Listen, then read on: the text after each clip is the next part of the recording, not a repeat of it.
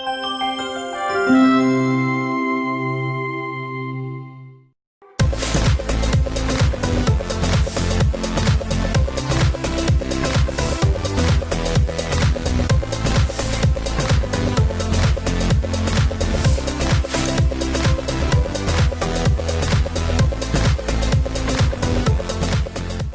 guys, welcome to the girls right here on SSP TV, where we are taping our shows now at the Laurel Mall location. It's hard not to shop in between shows, which Lori and I did. We did. Between shows today, didn't we? We did. I love your outfit. Thank you.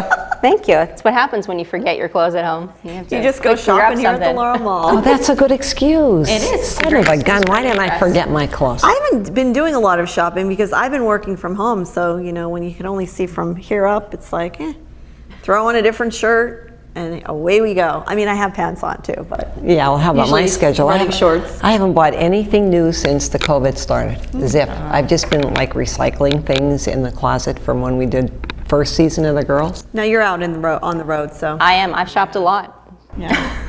Well, you have a good excuse though. I do. I'm at work every day. I'm out in the public, so yeah, I have to have different clothes on. Well, I have my walk and the dog clothes, so I have like 6 different pair of cargo pants, and you know, it's the same outfit in a different color. Yeah, the walk and the dog. I'm the pooper scooper, you know. And now with the weather so iffy from fall to winter to summer, you don't know what you're wearing, so you have every kind of layer out there. Yeah, sure. So my next wardrobe's coming up from the closet. I'm good. I'm still not shopping. Shirts with a sweatshirt, right? That's right. And a baseball cap. An extra sweater. We're into the school year. Should I do the dance again or no? It's the most wonderful time. If your kids went back to school. It's back to school time. Okay. Yeah, all right. Enough of that. Well, we're back to school and we are worrying about our kids who are home and having school with their eyes. You know, I know when we think about what shows we're going to do, we talk to parents, we talk to the community members, we talk to doctors and professionals to see what kind of shows we should have on. And everyone said, what the heck, my kid is on the phone to begin with or on their computer all day, and now they're going to be sitting in front of, or they are sitting in front of a screen for 8 hours. So Lori, I'm sure that is something that drives you crazy with what you do for a living. Right, yeah, so everyone who maybe they don't know, I'm the president of Community Services for Sight, and you know, eyes are my passion. So you know, we have lots of conversations. Our guest coming on today, Dr. Deom, and I talk with him and ask him different questions all the time. And I noticed years ago, I had been in Bella's class, you know, volunteering, and she had a small class of like 13 kids. It was 8th grade, and all but one had glasses on. So I had a conversation then with Dr. Deom about that because, you know, just we are on the screen a lot more. And even as an adult, I've noticed, you know, my eyes at night, I get more tired. It seems like, you know, you've got to put that away. So yeah, I'm very interested in today's show and can't wait to ask Dr. Deom a bunch of questions that I have about our kids and keeping them safe. Well, you know, I'm all safe. I've seen Sam Jr., your husband, with glasses on when he's looking at the computer. Are they special glasses? They are the blue light blocking glasses. Yes, Bella has a pair, I have a pair. You know, there are things out there, and I'm sure Dr. Deom will talk about that more, that we can do to protect our eyes, simple things to help us out, to keep our eyes safe, because over time, we only get 2, you gotta take care of them. My daughter, my son, and I were just to the office for our checkups, so we are good to go. Did Doc wake you up? Well, 20/20 vision in the year 2020, so I'm happy about that. That's one good thing, praise God right now, that the good Lord has blessed me with good eyesight. How did that happen? It's like, I don't know, Dad and I both wear glasses. Sammy had glasses. Well, my mother and father, though, didn't have glasses. Neither one. There you go. So, and my son doesn't have, either of my kids have glasses. God bless them. So. I'm at the point now where I need some reading glasses. I have to see Dr. Deom soon. Yes. Well, you're going to be seeing them right now. I will. I'm curious about the blue or the other kind of glasses that you can wear in front of the screen, though. So let's talk to Dr. Deom when we come back. Again, it's kind of like our COVID series here on the girls. Well, how could you not think about COVID? You have the mask and the whole bit. So all kinds of issues dealing with COVID, keeping your kids safe. We're going to talk with Dr. Deom coming up right here on SSP TV. Stay with us.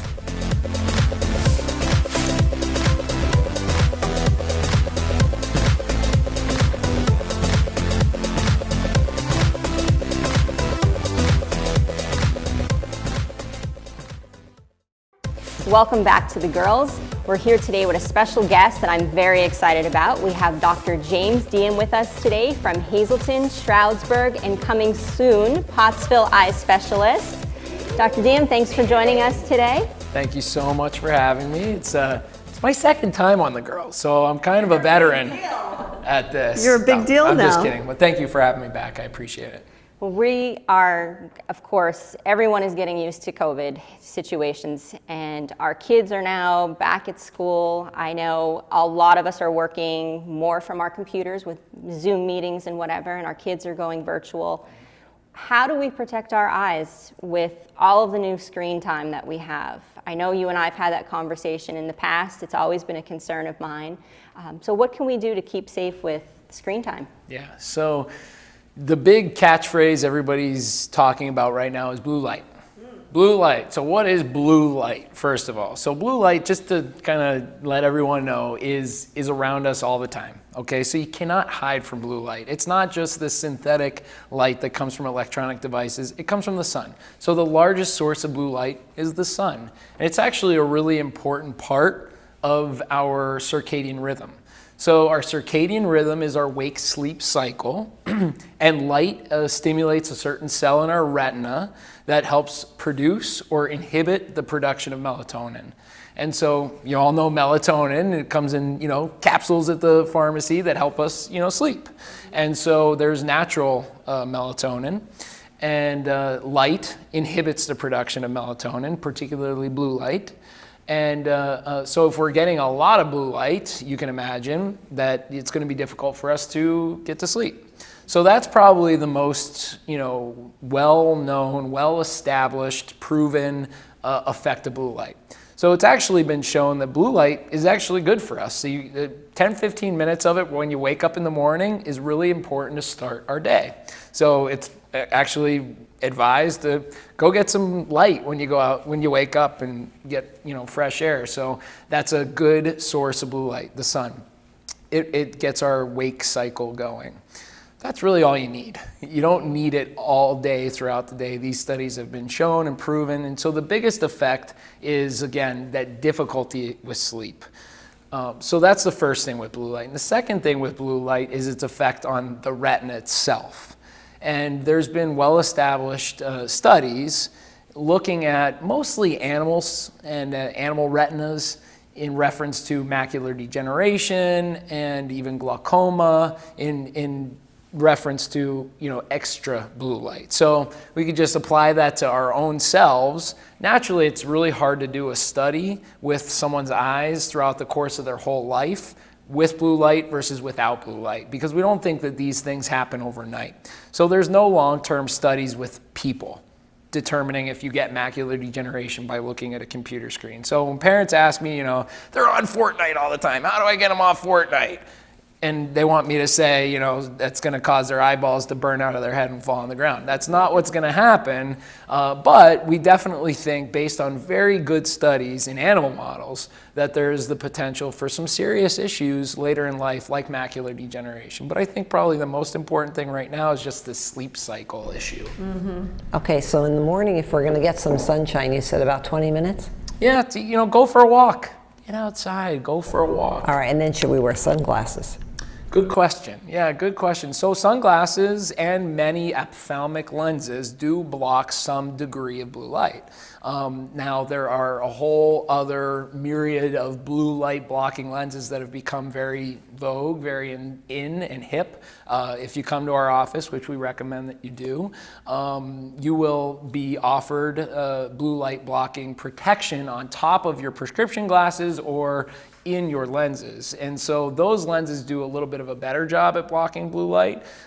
So in protecting UV, which is what you're talking about specifically, yes, you should wear sunglasses. However, again, understanding this blue light and its effect, there is a benefit of getting some blue light into your body and through your retina. So, not telling you to go look at the sun, don't do that. But yeah, there may be a benefit in not wearing some sunglasses if you do go for a walk for 10, 15 minutes. But then if you're going to be on the computer screen, then you're going to get your blue light from there anyhow.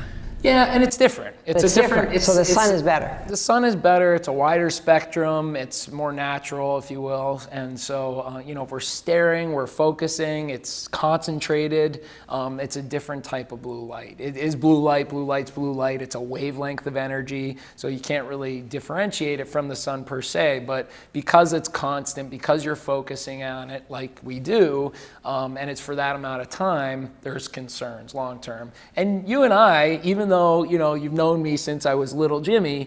You're still little Jimmy. I always tell them before the show, you're still little Jimmy. We didn't do that. No. We didn't stare at screens. We didn't have iPhones. We didn't have tablets. So again, when I talk about studies and we don't know what's going to happen long term, that's the concern. Is like, your 2-year-old is at the table looking at an iPhone. Your 18-month-old, you see and these. Yeah.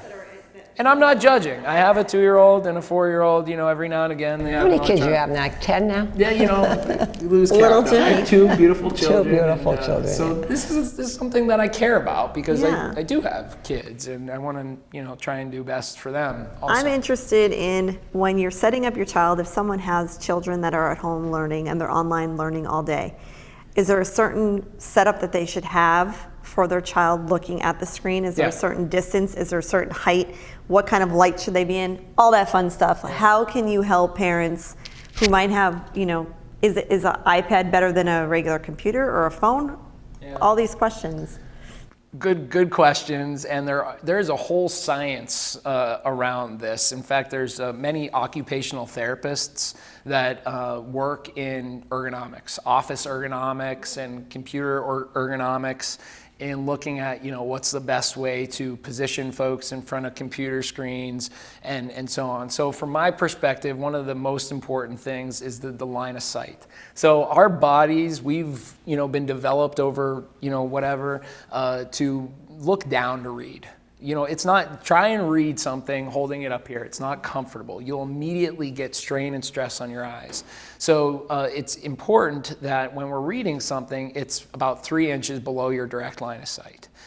So you want to have your computer screen not in the center, not straight ahead, but about 3 inches below your direct line of sight. That's good neck and eye alignment, so that you're not straining, looking up and you're straight ahead and you're looking down, which is natural reading. As far as lighting, you want to have good lighting, especially if you're doing any sort of reading in front of you paperwork or writing.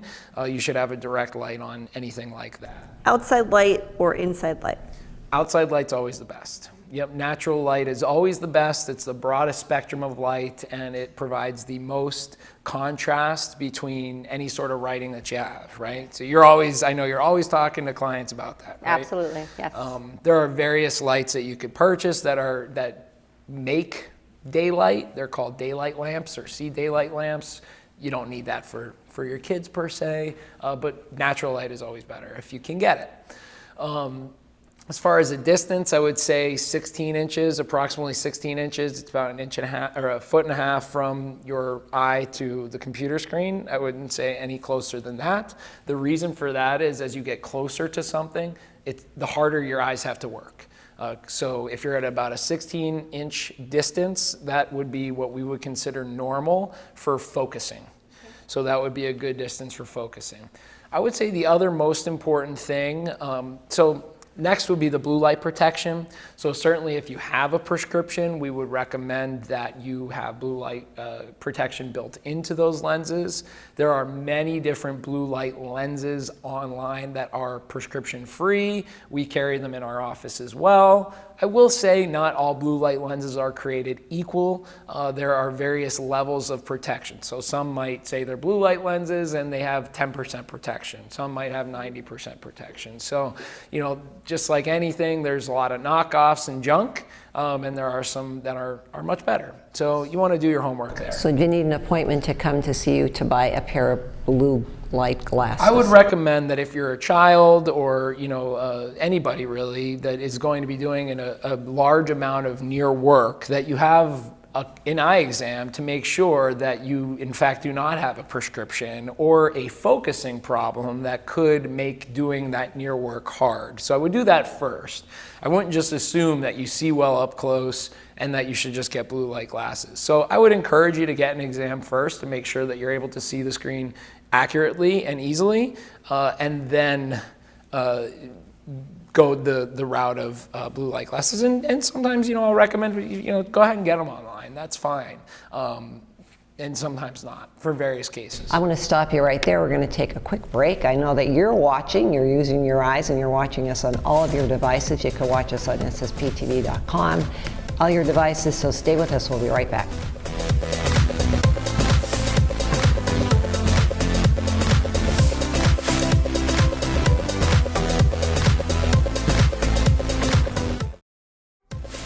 Welcome back to The Girls. We are talking about eye safety as your kids are learning from home in front of those computer screens. We have Dr. Deom with us. We're talking about how you should have your setup, if you should have your computer or your phone or your iPad, all these different devices we have. So thank you for joining us here on The Girls. My pleasure. And you're expanding to Pottsville, right? We are very excited to be expanding in the Schuylkill County region. It's an underserved population, lots of need there, and so we're excited to bring our interest in dry eye, glaucoma, macular degeneration to the Schuylkill County. And hello, a special hello to our Schuylkill County viewers, because you do see us there in Schuylkill County. So let's talk about this atmosphere. So we finishing off on how we should be set up. We said 16 inches away from the face, the computer screen, 3 inches below your direct line of sight. I like a computer screen more than a tablet personally. And there are some ergonomic reasons for that. Again, just having a stable placement for it instead of holding it here, moving it here or there. Sometimes glare on a tablet could be more significant. There are some good filters to use on computer screens also that you can put on to a computer screen to block blue light in addition to the glasses. And then with tablets, there's control of blue light and the intensity of the light. On Apple products, it's called night mode. And then on some of the Android products, I'm not sure what I think it's called. called sleep mode or night mode. Sleep mode, Same night thing. mode. I'm an Apple guy, so I'm not sure, but usually you're able to easily find it on there. And so those are great options. The other thing that I think is really important, one of the things I always talk about with parents, is breaks. Super duper important, especially for kids. There's been lots of research on this. And for adults, you hear about, Apple and Facebook, you go to work at these places, it's not like a regular office. It looks different. People are doing different things. They're working together, collaborating. So the thing that I think is important, if you think that, little Johnny's going to sit in front of a computer screen for 8 hours and still have the same attention, I think, we're all mistaken. And so I'd encourage you to support your children in getting off of their behind and getting up and going outside, doing a walk, getting some fresh air. There's a lot of great research on that. So and the reason why I care about it is because it gives your eyes a break. So when you're looking up close, your eyes are doing work. When you're looking far, they're not. So getting a break where you're looking far, we say the 20-20-20 rule. Every 20 minutes, take a 20-second break, look 20 feet out into the distance. It allows your eyes to relax. But I think the other part, because I like exercise and activity, is to get your blood pumping, get your body moving. Have any of you ever tried a standing desk? Yes, I love them. A lot of great research on standing desks, reduction in cardiovascular disease and obesity, and improved attention and work efficiency. I don't see why that would not work for kids also. So even working from home, I do a Zoom meeting and then I leave some time to go outside for 10 minutes and come in. It just refreshes you. Absolutely. It puts you in a better mood, gets you motivated, gets that blood pumping. That's what I got. And staying hydrated. Drinking water is always drink good. water is a good thing, So right? good. Absolutely. When we look at who should be getting or might be a candidate for the glasses, is that someone who has no issues with their eyes, or is it only for people who wear glasses Both. or contacts? Yeah, or? both. We have at our office a bunch of what we call plano lenses, which means that there's no prescription in them. They're already built into frames, and it has the blue blocking coating in it. So really anybody's a candidate for it. You said that there are some lenses also, contact lenses, that have it built in. There actually are some contact lenses that have some blue light blocking capability. There are yet to be any that have reached the level of being able to say by way of FDA approval that they block blue light, but there are some that have that capability. In fact, there's a lens now that transitions. It changes to dark when you go outside, just like some glasses. And so that one has some blue light blocking capability. And it is a function of having some filter in there. So Dr. Deom, we're talking a lot about the blue light. Yes. But there's also other eye health issues. And, you know, kids, 3 to 5-year-olds at the Blind Association, I do vision screenings all the time. Kids at that age don't know how well they're supposed to see. You know, children in general don't know how well they're supposed to see. Yeah. So when is it the right age to bring my child in to see you for the first time? Yeah. I just had this conversation with somebody last night, actually, just moved into my neighborhood. Brent just met them. They have a 2-year-old and they're both school teachers, and not, you know, if they're watching this, you know, sorry. But they're like, oh, when do we get them their eyes checked? And I'm like, well, you're two years late. No, I'm just kidding. But this is what we recommend. So this is what we recommend: their first eye exam between 6 months and 1 year of age. It's called the infancy eye exam. I'm a very proud infancy provider. Not all eye doctors are. And it's a free eye exam, and it's a comprehensive eye exam. So we dilate their eyes, we check their prescription, we monitor eye alignment.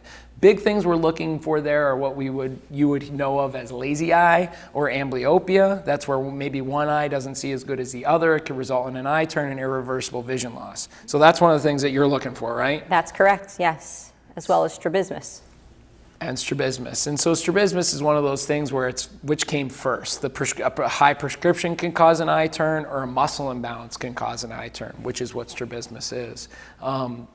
So that's the first one that we recommend. And then the second one would be at age 3, and the next one would be at age 5. As long as everything's totally normal, 6 months, 1 year of age, somewhere in between there, free eye exam gives you an idea of how the eyes are developing, some of the things that you should be looking for as a parent, and different milestones like crawling, talking, fine motor, all those things. We go over all that with you. And then age 3, we're talking about preschool, so we're really getting into verbal and communication and interaction. And then at 5, of course, we're talking about kindergarten. And so it's a whole other level of interaction. And of course, it's very important that we have, the most important sense of vision to be able to learn. So what are some of the things that parents should look for to, in between checkups? What would be one of the first things that you would notice, let's say, on a 2-year-old if they can't see? Yeah, so I actually just one of the last patients I saw before I came here was a child who I saw for an infancy eye exam a couple years ago, and now they're around 2.5, and mom came in concerned because her son was what she thought clumsy. So this is something. Turns out everything was fine, nothing wrong with the eyes, no prescription needed, but definitely looking for. Just doesn't seem like they're at age level with ambulation or walking, or reaching, grasping, or an awareness of their surroundings in general. That would be one. Another is any obvious appearance of an eye turn. In other words, one eye is not straight, it is turning in. This can be all of the time, or it could be at some frequency of the time. Most often when kids are tired, their ability to focus is decreased, and their ability to hold their eyes straight is also decreased, and that's when we see that eye turn become most prominent. Those would be the things that I would look for most, but certainly any developmental delays, any learning concerns, the eye should be checked. What about now with the kids in front of the computer screens? Are there questions that parents should be asking them? Maybe they have constant headaches, or maybe they feel like their eyes are blurry. Are there questions that parents should be asking their child at the end of the day? Yeah, I think that, unfortunately, these computer games and the video games and the TikToks and everything else, they're so mesmerizing, you know, that often kids do not self-report these things. So, you know, I think it's important as parents to try and set some limits, try and set some guidelines, if possible. Again, I'm a parent, I'm less than perfect, and understand that, you know, it's hard to do those things. But yes, certainly it's important to try and, I think, make sure that you put their schoolwork at the same level of importance that you would put their utility of electronic devices. In other words, if they're complaining about reading, yet they're able to do Fortnite, you know, we have some... We know the priority level there. So, you know, yeah, there's priority levels, but then there's a different level of visual function that's happening there. You know, being able to focus and gain information from printed text is different than, you know, engaging in a, you know, fake world. And so I would look at some of those things that come out, because I think it would be unlikely for children to self-report. But yeah, certainly asking about you know, how they feel is great. Probably observing redness and irritation and tearing would be more likely to pick up on things. Gotcha. Well, there's a lot of things that we could sit here and talk about. Yes. When it comes to the eyes, the anatomy of the eye is so complex. The use of the eyes is so important, and preserving vision with all of the research and everything that has come along. I think that's the top priority here, is what we're trying to get across to our viewers, is to try to prevent a lot of disease. Lori, you work with it every day, and I admire everybody who's out in any healthcare field trying to help. Now, we want to thank you for coming on the show again. Your repeat Total performance here, and we look forward to coming and seeing you. You have 3 locations now, so if you have any questions for Dr. Deom, he and his staff there are ready to answer all your questions. Make an appointment, get your eyes checked. Don't wonder about it. Don't put it off. Put off something else, and let's just get your eyes checked so you can see us here on SSP TV. We'll see you next time.